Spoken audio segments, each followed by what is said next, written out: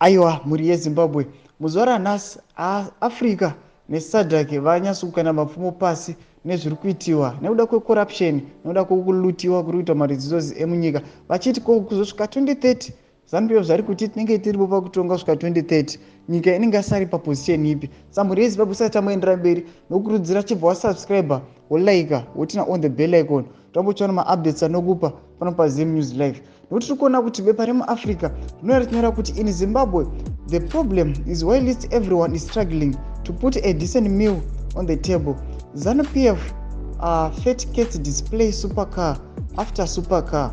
What an insult to the suffering masses.